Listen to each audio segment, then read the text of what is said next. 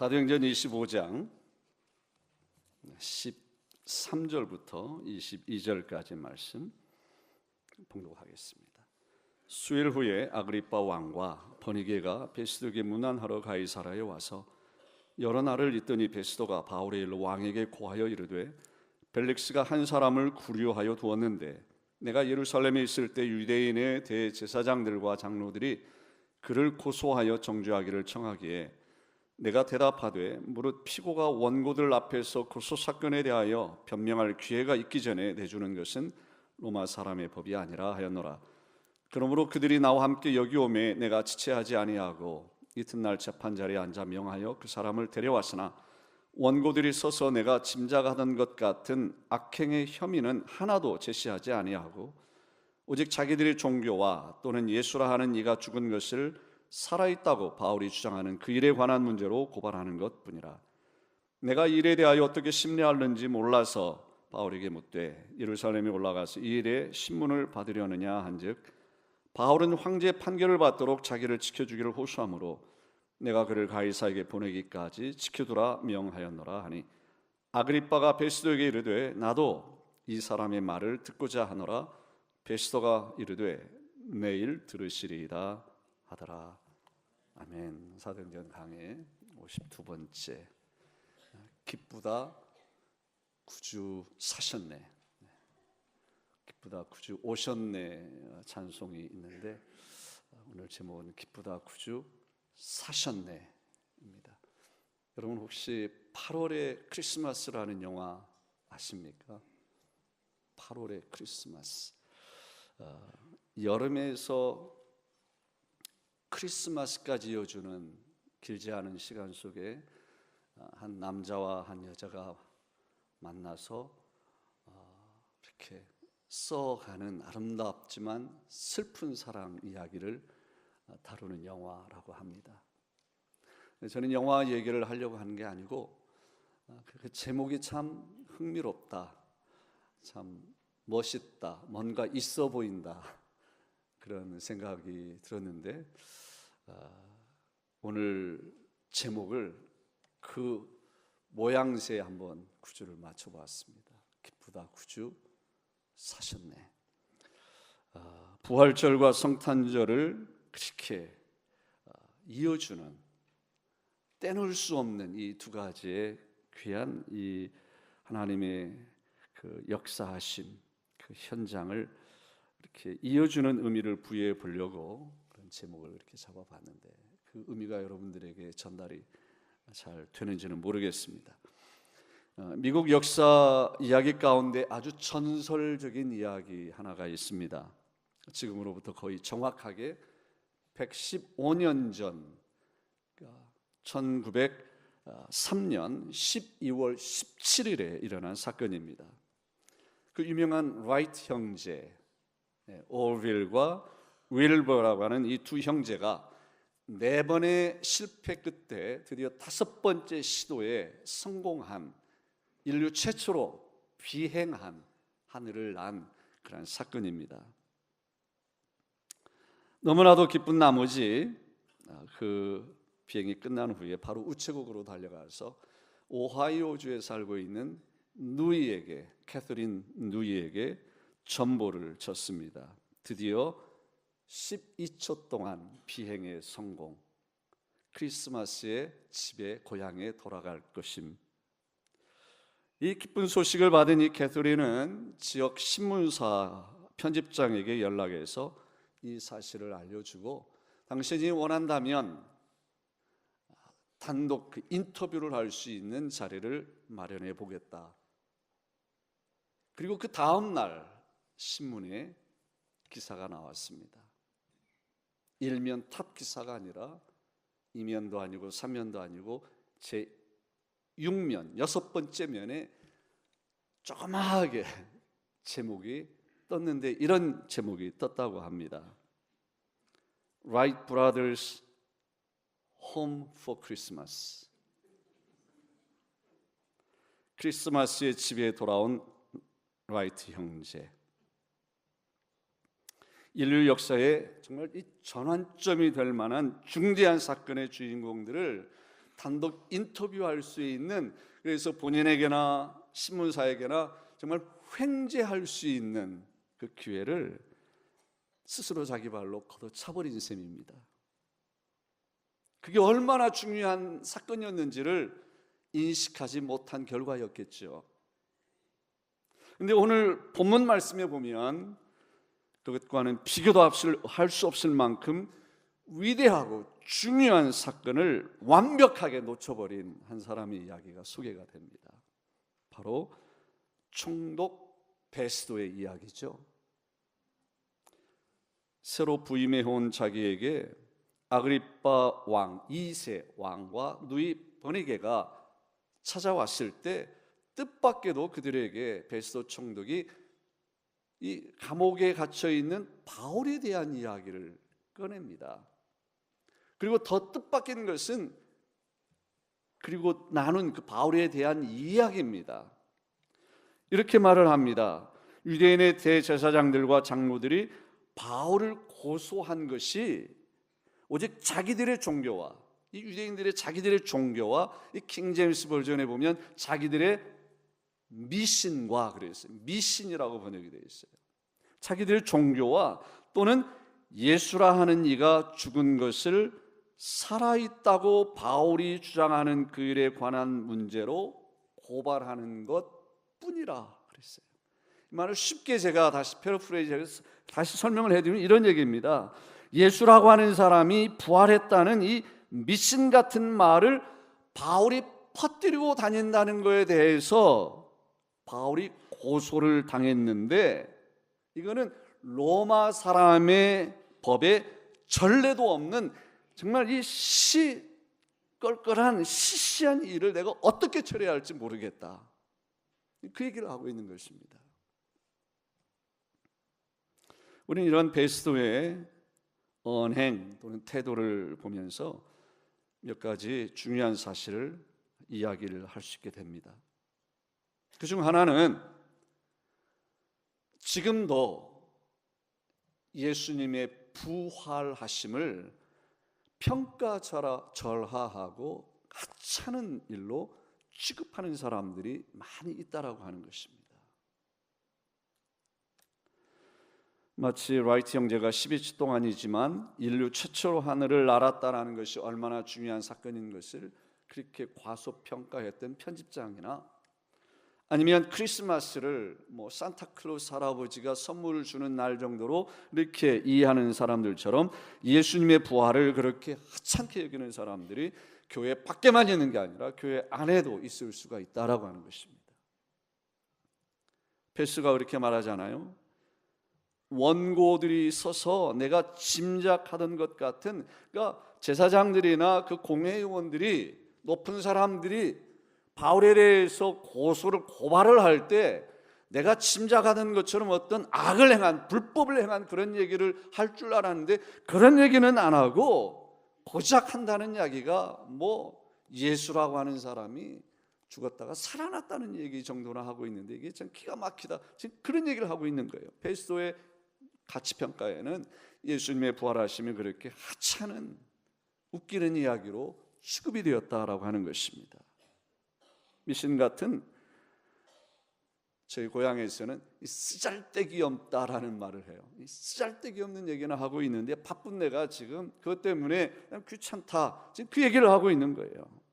당신들은 왜 이렇게 쓸데없는 일을 가지고 문제를 만드냐, 참 한심한 민족들이다, 지금 그 얘기를 하고 있는 거예요. 사랑하는 성도 여러분, 여러분에게 예수님의 부활은 얼마나 소중하고 귀합니까? 정말 소중하고 귀한 사건입니까? 사도 바울에게 있어서 부활은 그의 목숨을 걸 만큼 중요한 일이었습니다. 부활이 없으면 자기가 믿는 것, 헌신하는 것, 자기의 존재 자체가 아무것도 아니다고 그렇게 이야기를 했습니다. 예수님의 부활이 왜 그렇게 중요합니까? 여러분, 예수님의 부활이 없다면, 아니 부활하신 예수님의 역사적 이 사건을 우리가 정말 믿지 못한다면 우리는 여전히 그냥 교회 다니는 사람 수준에 머물고 마는 거예요. 신실한 교인은 될지 모르지만 하나님의 자녀는 될 수가 없어요. 하나님의 사랑받는, 하나님과 긴밀히 교제하는 그러한 하나님과 이 아버지와 아들, 아버지와 딸의, 아까 영상 보니까 엄마, 그러한 어떤 유혹이 있어도 하나님, 나에게는 하나님뿐입니다 라고 하는 그러한 고백을 할 수 있는 능력은 부활의 능력에 있는 줄로 믿습니다. 그렇지 않으면요, 우리가 열심히 교회 나오는 것, 그냥 소셜 클럽에 와서 교제하는 것 이상, 아니면 열심히 교회 생활에서 인격을 수양하는 정도, 그 수준에 머물고만이 그만큼 부활은 중요한 사건이에요. 그런 면에서 부활 사건은 저와 여러분의 앞으로 나가야 할 인생의 길을 정해줍니다. 결과가 도착하는 곳이 어디인지를 정해줍니다. 그리고 이 바울서시나 사도행전에서 우리에게 보여주는 것처럼 어떠한 역경의 환경 가운데에서도 굴하지 않고 소망을 잃지 않고 오히려 그들에게 살아계신 예수 그리스도의 영향을 끼치면서 생명을 살리는 그런 도구로 쓰임받는 그 능력이 부활의 능력 가운데 있다 그 말이에요. 그래서 중요해요. 부활의 주님을 만나는 것이 그래서 중요해요. 여러분, 부활의 주님을 만나셨습니까?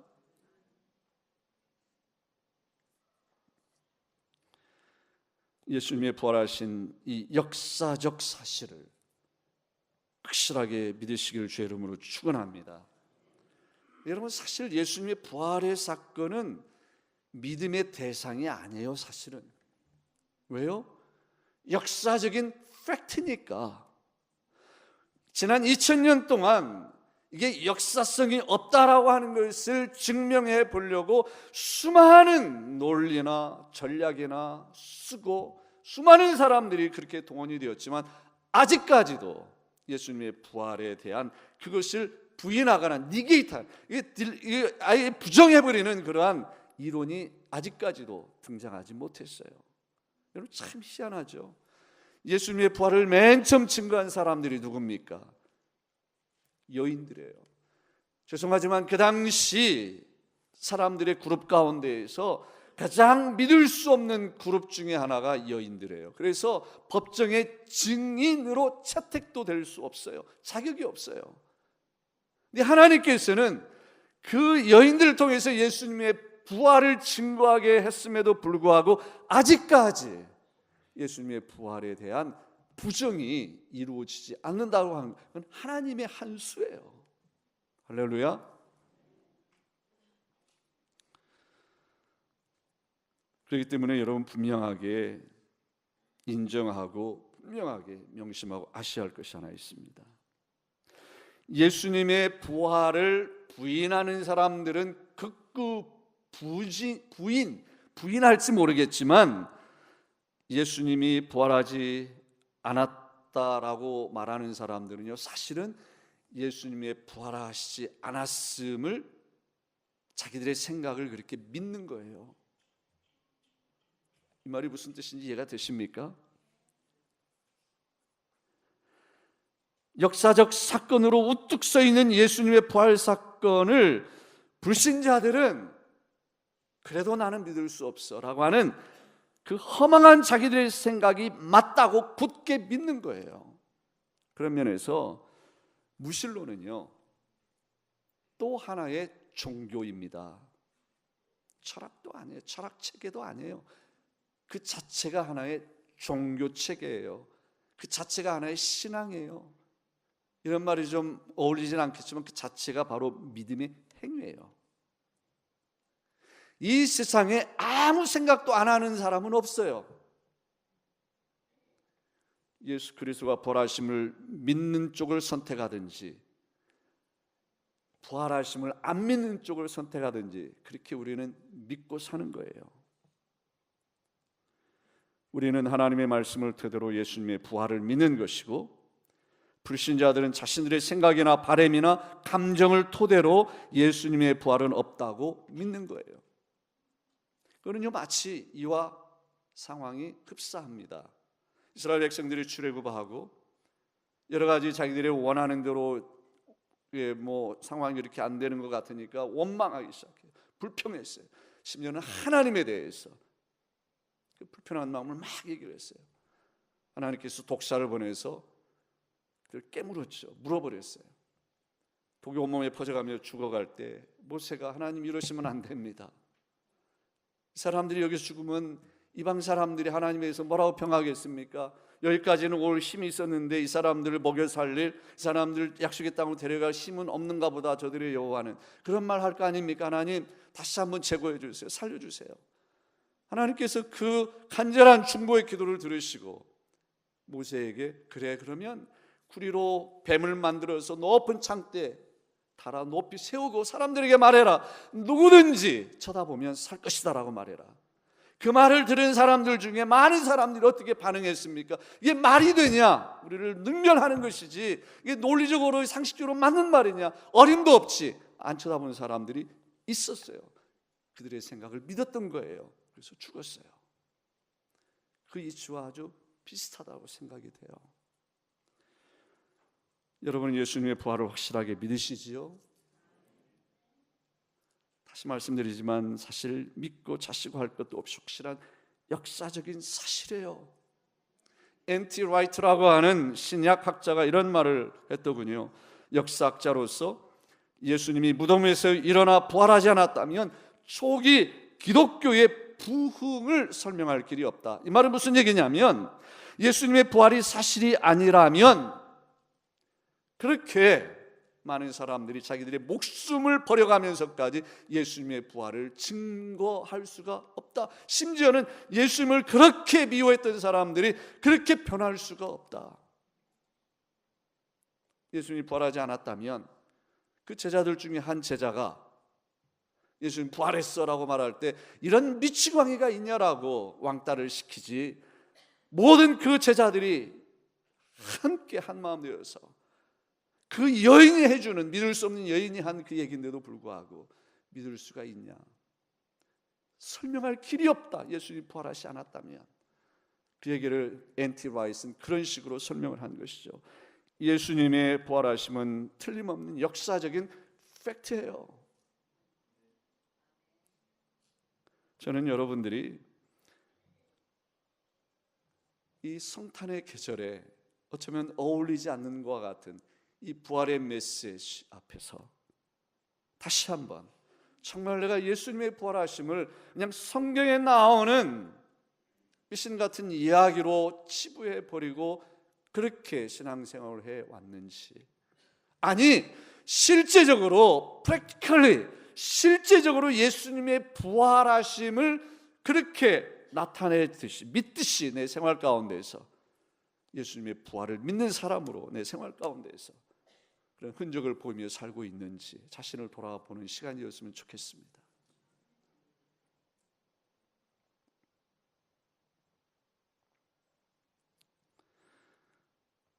베스가 그렇게 말했다고 했죠. 예수라 하는 이가 죽은 것을 살아있다고 바울이 주장하는 그 일. 네, 예수라고 하는 이가 이렇게 우리 성경에 되어 있는데 이 원 헬라어 성경에 보면, 좀 죄송합니다. 이게 뭐 헬라어를 말하면 제가 아는 척 하려고 하는 게 아니고 설명이 좀 이해가 더 깊어질 것 같으면 제가 이런 얘기를 꺼내는데, 거기에 보면 영어로는 그래서 거기에 anybody 또는 somebody, 예수라고 하는 somebody, 이 헬라 문법적으로 하면 이게 부정 대명사예요. 어떤 특정 인물을 이렇게 지칭하는 것은 이제 대명사라고 하는 건데, 어떤 경우에는 부정 대명사가 사용돼요. 그냥 많은 사람 중에 어떤 한 사람. 베스가 예수님이 그렇게 말한 거예요. 예수라고 하는 somebody가 부활했다고 바울이 떠들고 다닌다. 그것 때문에 너희들이 이 유대 지도자들이 고발했다. 그 얘기를 지금 얘기를 하고 있는 거예요. 누가? 베스도가. 저는 이 말씀 묵상하면서 저나 여러분들은, 우리 성도들이 정말 예수님이 우리의 삶 가운데 그냥 somebody인가 anybody인가, 그분의 부활하심이 그냥 미신과 같은 말도 안 되는 허접한 이야기인 것처럼 내 생활이 그렇게 보여주고 있는가? 이러한 말씀을 나누기를 원했어요. 예수님 여러분에게 누구십니까? 그냥 부정대명사인 것처럼 그냥 someone, somebody 그런 분입니까? 이 세계 3대 종교의 하나를 창시한 교주 정도입니까? 성인 중에 한 사람입니까? 이슬람에서 말하는 선지자 중에 한 사람입니까? 예수님이 부활하지 않으셨다면 그러한 말에 반박할 근거가 없을지 모르지만요, 예수님이 부활하셨어요. 그래서 그분은 사람 이상해요. 그분은 하나님의 아들이신 것이 증명이 된 거예요. 그분을 믿는, 그분의 부활을 믿는 우리들은 그래서 그냥 종교인으로 머물 수가 없는 거예요. 천국 백성이 되는 거예요. 하나님의 자녀가 되는 거예요. 어떤 역경 가운데 바울이 겪었던 그러한 역경과 같은 어려움이 있다 할지라도 굴하지 않는 거예요.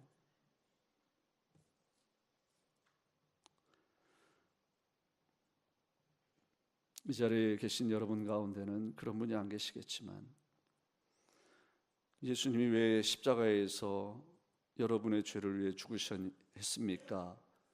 그런 질문에 아직도 그러게요, 그 대답하는 분들이 한 분도 안 계시기를 바랍니다. 그분의 사랑 때문이죠. 내가 영원히 죽는 것을 보지 못하시는 그분의 사랑의 열정 때문이시죠. 그래서 아버지께서 아들을 독생하신 예수님 이 땅에 보내셨고, 예수님은 죽기까지, 십자가에 죽으시기까지 순종하셨고, 그 은혜로 내가 살아난 것이죠. 그런 고백이 우리의 고백이 되어야 하는 거잖아요. 베스도 총독이 그까짓 것 했던 부활의 바울은 목숨을 걸었습니다. 바울에게 있어서 그랬던 부활은 기독교의 핵심 중에 핵심이었습니다. 유일한 핵심은 아닙니다. 바울의 신학에 있어서 바울의 선포한 메시지의 핵심은 언제나 동전의 양면처럼 십자가와 부활이었습니다. 십자가 없는 부활은 의미가 없어요. 부활이 없는 십자가 의미가 없어요. 십자가와 부활은 그래서 언제나 함께 갑니다. 혹시 자리에 오해하는 분이 계실까 염려스럽지만 오해하지 마시기 바랍니다. 요즘 한국 춘천의 한마음교회에서 예수님의 부활이 하나님의 한 승부수다, 하나님의 승부수가 부활이다라는 참 멋있는, 참 신선한 표현, 참 좋은 표현이라고 생각이 됐는데 완전하지는 않아요. 하나님의 승부수는 부활만이 아니라 십자가예요. 십자가와 부활이에요. 그래서 어느 한쪽에서는 그 교회가 좀 이상하다, 이단성이 있다 하는데 그 정도는 아니라고 저는 생각해요. 그렇지 않아요. 너무나도 부활을 등한시하니까, 허접하게 여기니까, 믿는다고 하면서도 실제 프랙티컬리 무신론자처럼 사니까, 예수님의 부활을 그렇게 상관이 없는 것처럼 사니까 강조한 거라고 저는 생각하지만, 그렇다고 제가 지금 대변하려고 하는 건 절대로 아니지만, 한 가지 분명한 것은 성경에 있는 것을 빼는 것도 이단이고 없는 것을 덧붙이는 것도 이단이에요. 하나님의 승부수, 신의 한 수는요, 십자가와 부활이에요. 고린도전서 1장에 보면 바울이 그런 말을 하죠.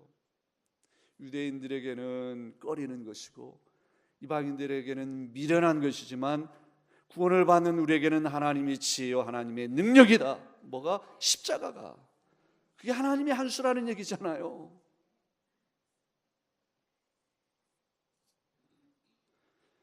오늘날 우리 주변에는 마치 신문사 그 편집장처럼 또는 베스도처럼 가장 중요한 것을 거부하고 잃어버린 채 사는 영혼들이 참 많습니다. 예수님의 부활을 지지하는 에비던스, 자료가 없기 때문이 아니라 믿지 않으려고 거부하기 때문이에요. 믿지 않는 것을 선택했기 때문이에요. 그리고 그것을 믿기 때문이에요. 죄에서 돌이켜 회개하기를 원치 않기 때문이고, 주인 되었던 자리에서 내가 내려오고 그 자리에 예수 그리스도를 모셔드리기를 원치 않아서 그래요.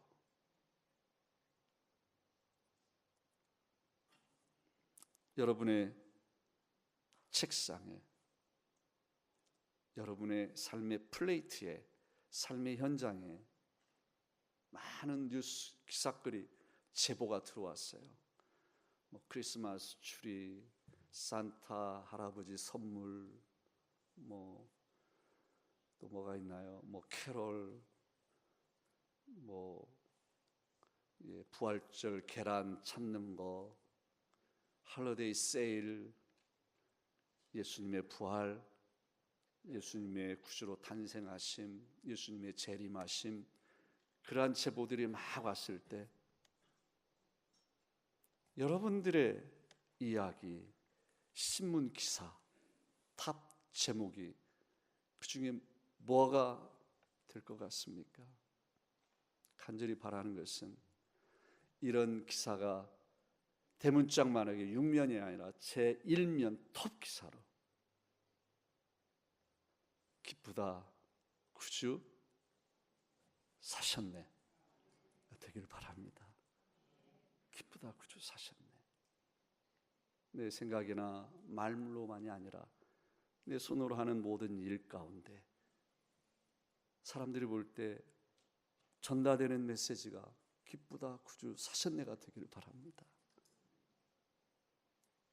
만일 그렇다면 우리가 지난주에 살펴본 대로 불공평한 대우를 오랫동안 아무 소망도 없이, 나아질 기미도 없이, 어두운 흑암의 터널이 언제 끝날지도 모르는 그런 어떤 끝난다는 기약도 없는 불공평의 시대를 살아간다 할지라도 그게 한이 되어서 독이 되고 누군가를 증오하고 미워하고 원망하고 싸울 태세를 가지고 독을 잔뜩 품고 사는 그런 모습이 아니라, 화병이 나서 성격이 비틀어지는 것이 아니라 십자가의 사랑과 부활의 소망으로 믿음을 잘 지켰던 바울처럼 오늘 또 우리들을 실망시키고 낙심케 하고 넘어지게 하는 것들 많고 많지만 십자가 사랑과 부활 능력으로 성도의 자리를 지키고 주님과 동행하는 믿음의 길을 걸어가는 우리 모두가 되기를 주의 이름으로 축원합니다. 8월의 크리스마스가 아니고 12월의 부활절입니다. 주님의 탄생을 축하하며 다시 오실 주의 재림을 기다리는 계절, 이 계절에 부활의 권능이 여러분들을 붙잡아 일으키시고 승리케 하시는 놀라운 은총이 있기를 주의 이름으로 축복합니다.